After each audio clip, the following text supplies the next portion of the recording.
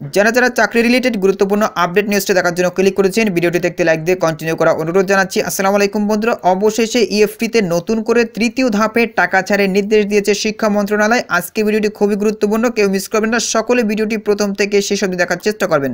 তাহলে চলুন মূল ভিডিওটি শুরু করা যাক। প্রিয় বন্ধুরা, মূল ভিডিওটি শুরু করার আগে বরাবর মতো ছোট্ট একটি রিকোয়েস্ট থাকবে, আপনি যদি আমাদের এই পরিবারের নতুন দর্শক হয়ে থাকেন, এরকম নতুন নতুন চাকরি রিলেটেড আপডেট নিউজ সবার আগে পেতে আমাদের এই চ্যানেলটি সাবস্ক্রাইব করে রাখুন।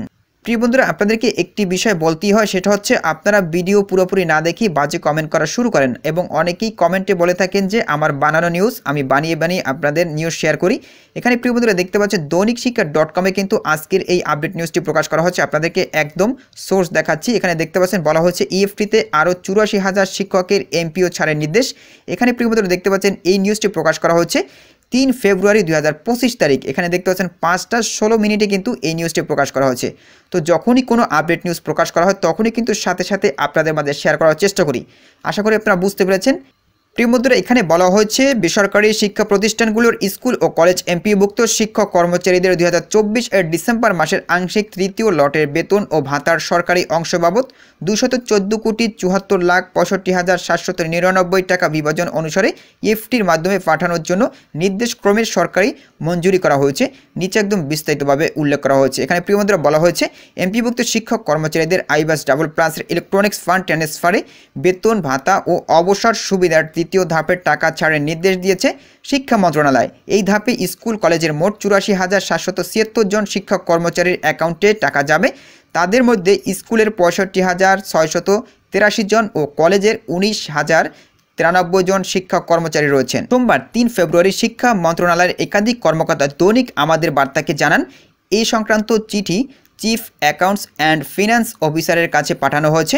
মন্ত্রণালয় জানিয়েছে বেসরকারি শিক্ষা প্রতিষ্ঠানগুলোর স্কুল ও কলেজ এমপিওভুক্ত শিক্ষক কর্মচারীদের 2024 এর ডিসেম্বর মাসের আংশিক তৃতীয় লটের বেতন ও ভাতার সরকারি অংশ বাবদ 214,74,65,799 টাকা বিভাজন অনুসারে ইএফটির মাধ্যমে পাঠানোর জন্য নির্দেশক্রমের সরকারি মঞ্জুরি করা হয়েছে। Chief accounts and finance officer এর বিভাজন অনুযায়ী ইএফটির মাধ্যমে দেওয়া প্রয়োজনীয় ব্যবস্থা গ্রহণ করবেন এবং তার কার্যালয়ে এই টাকা বেসরকারি শিক্ষা প্রতিষ্ঠানগুলোর স্কুল ও কলেজ এমপিওভুক্ত শিক্ষক কর্মচারীদের বেতন ও ভাতার সরকারি অংশ বাবদ পরিশোধ করবেন।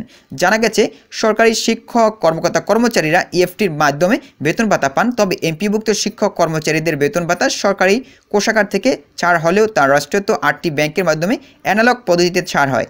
এই অর্থ তুলতে শিক্ষকদের নানা ভোগান্তিতে পড়তে হতো। ব্যাংকগুলোর মাধ্যমে বেতন ভাতা ছাড়ের জন্য কয়েক পর্যায়ে অনুমোদন সহ সংশ্লিষ্ট কাজে অনেক ক্ষেত্রেই এমপিওভুক্ত শিক্ষকদের বেতন ভাতা পেতে দেরি হয়। অনেক সময় পরের মাসের 10 তারিখের পরও আগের মাসের বেতন ভাতা জোটে। গত 5 অক্টোবর বিশ্ব শিক্ষক দিবসে ইএফটিতে বেসরকারি শিক্ষকদের এমপিও বেতন ভাতা দেওয়ার ঘোষণা দেয় শিক্ষা মন্ত্রণালয়। প্রাথমিকভাবে বেসরকারি এমপিভুক্ত স্কুল কলেজে 209 জন শিক্ষক কর্মচারীর অক্টোবর মাসের এমপিওর ইএফটি ছাড় হয়। পরে গত 1 জানুয়ারি 1,89,000 শিক্ষক ইএফটির মাধ্যমে বেতন ভাতা সরকারি অংশের টাকা পেয়েছেন। দ্বিতীয় ধাপে আরও 67,000 শিক্ষক কর্মচারীকে বেতন ছাড় হয়। তো প্রিয় বন্ধুরা, এই ছিল মূলত আজকের আপডেট নিউজ। এই বিষয়ে যদি আপনাদের কোনো ব্যক্তিগত মতামত থেকে থাকে তাহলে অবশ্যই কমেন্ট করে জানাবেন। পরবর্তীতে নতুন কোনো আপডেট নিউজ নিয়ে আপনাদের মাঝে হাজির হব। সবাই ভালো থাকবেন, সুস্থ থাকবেন, আমাদের ইউটিউব চ্যানেলটি সাবস্ক্রাইব করে আমাদের চ্যানেলের সাথে থাকবেন। ধন্যবাদ সবাইকে।